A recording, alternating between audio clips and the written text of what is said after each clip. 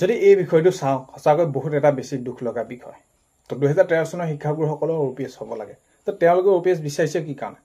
সেইখিনি আৰু বহলাই কোৱা প্ৰয়োজন নাই তথাপিতো তেওঁলোকে যেতিয়াৰ পৰা তেওঁলোকে সেইখিনি স্কুল প্ৰতিষ্ঠা কৰিলে তাৰ পিছৰ পৰ্যায়ক্ৰমে যেনেদৰে প্ৰভিন্সিয়েলাইজ হ'ল আৰু তেওঁলোকে কোনো শিক্ষাগুৰুৱে 20 বছৰ 25 বছৰ 30 বছৰ 32 বছৰ এনেদৰে শিক্ষকতা তেওঁলোকে কৰিলে তো তেওঁলোকে সেই যেতিয়া এঠক পাইছিলে তো তেতিয়া কেতিয়া ধৰি লওক কোনোবাই ধৰি লওক 85 চনৰ পৰা কোনোবাই 90 পৰা তো তেনেকুৱা ধৰণৰ তো তেওঁলোকৰ সেইখিনি তেওঁলোকে যেন দাবী কৰিছে OPS হ'ব লাগে বুলি তেওঁলোকে OPS পোৱাটো তেওঁলোকে যোগ্য সেই শিক্ষাগুৰুসকলে তো বাৰু যি কি নহওক এই শিক্ষাগুৰুসকলৰ বৰ্তমান আজি অৱস্থা কেনেকুৱা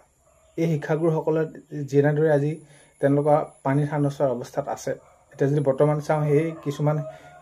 শিক্ষাগুৰু এতিয়াও তেওঁলোকৰ সেইখিনি বিদ্যালয় প্ৰাধিকৰণ কৰাৰ ক্ষেত্ৰত টিউটৰ শিক্ষাগুৰুসকল তেওঁলোকে আজি এইখিনি ৰাজপথত আছে বাৰু যি কি নহওক ভিডিঅ'টো শেষলৈকে চাব বুলি আশা কৰিলোঁ কথাখিনি যুক্তিপূৰ্ণ হ'লে আপোনালোকে কমেণ্টৰ জৰিয়তে জনাব আৰু এইখিনিতে আপোনালোকক এটা অনুৰোধ কৰিম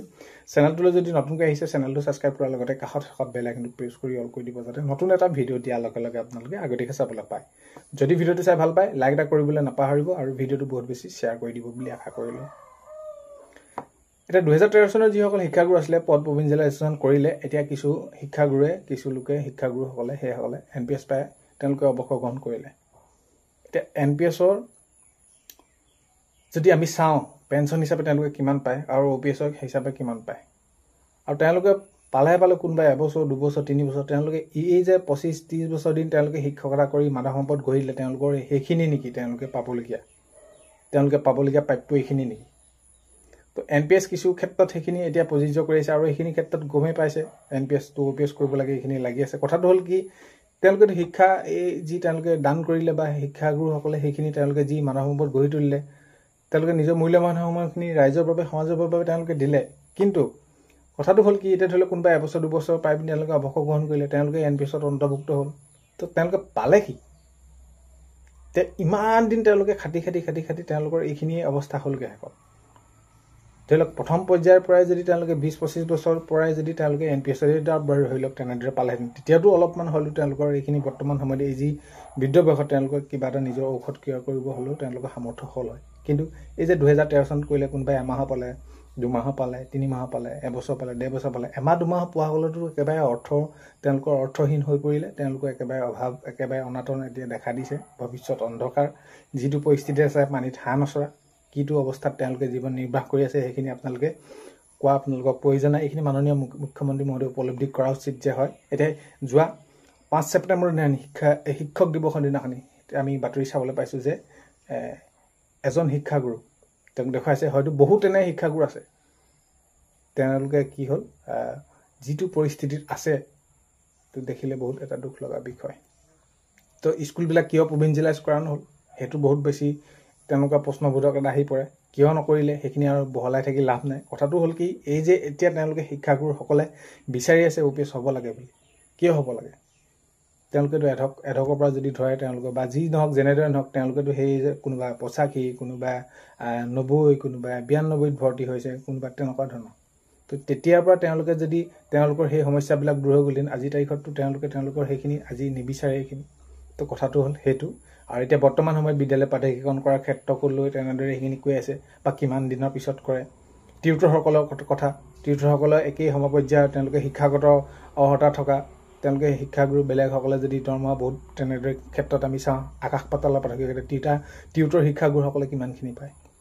তো এই যে 2013 চনৰ শিক্ষাগুৰুসকলৰ তেওঁলোকে OPS হ'ব লাগে বুলি কৈছে এই ক্ষেত্ৰত আগন্তুক সময়ত এটা উল্লেখনীয় বিষয় হ'ব কেনেদৰে এইখিনি মাননীয় মুখ্যমন্ত্ৰী মহোদয় লয় আৰু সঁচাকৈ যদি চাওঁ দুখ লগা বিষয় কাৰণ কেলে এই যদি শিক্ষাগুৰুসকলক কিবা এটা তেওঁলোকে যদি OPS দিব নোৱাৰে ধৰি লওক আমি OPS দিব নোৱাৰে কিবা এটা ক্ষেত্ৰত অন্তত মানৱতাৰ খাতিৰত তেওঁলোকে মানৱ সেৱা কৰিলে তো এই শিক্ষাগুৰুসকলক কিবা এটাতো নিশ্চয় সহায় কৰিব পাৰে এতিয়া বৰ্তমান সময়ত যিবিলাক আঁচনি ৰূপায়ণ কৰা হৈছে যে আত্মনিৰ্ভৰশীল হ'বৰ বাবে স্বাৱলম্বী হ'ব লাগে সেয়া লাগে যুৱক যুৱতী হওক সেয়া লাগে মহিলাই হওক যোনে নহওক যিয়ে নহওক সেইখিনি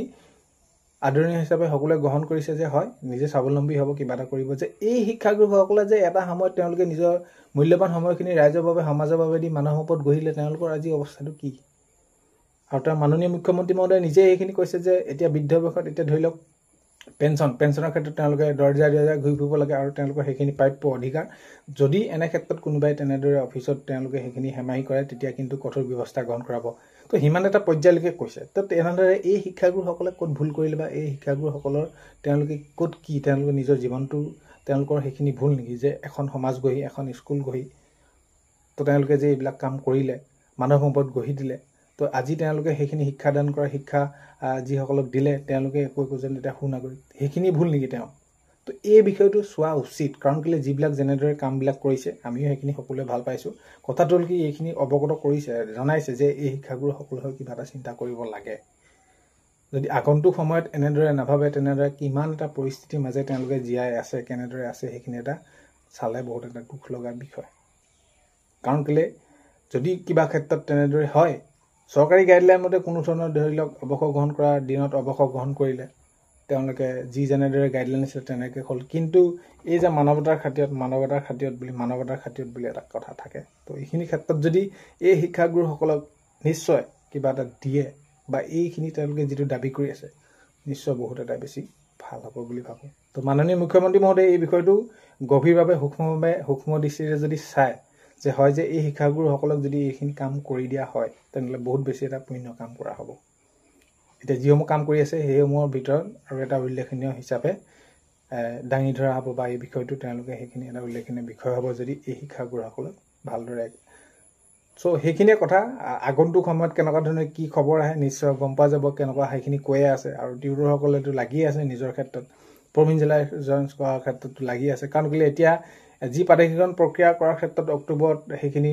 নতুন আইন ওলাব বুলি কৈ আছে নতুন আইন কেতিয়া ওলাব কেনেকুৱা ধৰণৰ কি হয় কাৰণ কেলৈ বয়সটো ৰৈ নাথাকে এনেকুৱা শিক্ষাগুৰু আছে কোনোবা অৱসৰ গ্ৰহণ কৰিব তেওঁলোকৰ অৱস্থাটো কি হ'ব তেওঁলোকৰ পৰিয়ালটো কিদৰে চলিব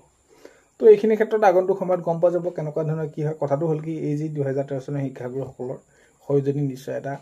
পদক্ষেপ লয় বহুত এটা বেছি ভাল হ'ব মাননীয় মুখ্যমন্ত্ৰী মহোদয়ে হওক বা বিভাগীয় কৰ্তৃপক্ষই কাৰণ কেলৈ এইখিনি বিষয়ত যদি এই শিক্ষাগুৰুসকলক যোৱা যিটো শিক্ষক দিৱস আছিলে 5 ছেপ্টেম্বৰত যিটো বাতৰি চালোঁ বহুত বেছি এটা দুখ লগা বিষয় আৰু এই বিষয়টো সঁচাকৈ উত্থাপন কৰিব নোৱাৰি যেনেদৰে তো সেইখিনি তো শিক্ষকৰ দৰে এটা পবিত্ৰ বৃত্তিত জড়িত হৈ মানৱ সম্পদ গঢ়ি যদি আজি এই যি বৰ্তমান সময়ত তেওঁ নিজৰ যদি স্বাস্থ্যৰ বাবে নিজৰ ঔষধ ক্ৰয় কৰিবৰ বাবে যদি তেওঁলোকৰ হাতত বৰ্তমান সেইখিনি সামান্য অৰ্থ নাথাকে তেনেহ'লে কিমান এটা দুখৰ বিষয় কোনোবাই 25 বছৰ কোনোবাই 30 বছৰ তেনেদৰে সেইখিনি মানৱ সেৱা কৰিলে ৰাজ্য সেৱা কৰিলে তো বহুত বেছি এটা দুখ লগা বিষয় চ' এইখিনি আছিলে আগন্তুক সময়ত খবৰসমূহ নিশ্চয় জনাম বা যেনেকুৱা ধৰণৰ যিয়ে নহওক কথাটো হ'ল কি এই শিক্ষাগুৰুসকলক এটি দৃষ্টিৰে চালে সুদৃষ্টিৰে চালে নিশ্চয় বহুতখিনি উপকৃত হ'ব শেষৰ সময়ত চ' ভিডিঅ'টো শেষলৈকে চোৱাৰ বাবে বহুতেই বেছি ধন্যবাদ ভিডিঅ'ৰ প্ৰথমতে কোৱাৰ দৰে চেনেলটোলৈ যদি আপোনালোক নতুনকৈ আহিছে চেনেলটো ছাবস্ক্ৰাইব কৰাৰ লগতে কাষতে থকা বেল আইকনটো প্ৰেছ কৰি অল কৰি থ'ব যাতে নতুন এটা ভিডিঅ' দিয়াৰ লগে লগে আপোনালোকে আগতীয়াকৈ চাবলৈ পায় অন্য এটা ভিডিঅ'তে লগ পোৱাৰ আশাৰে আজিলৈ মানে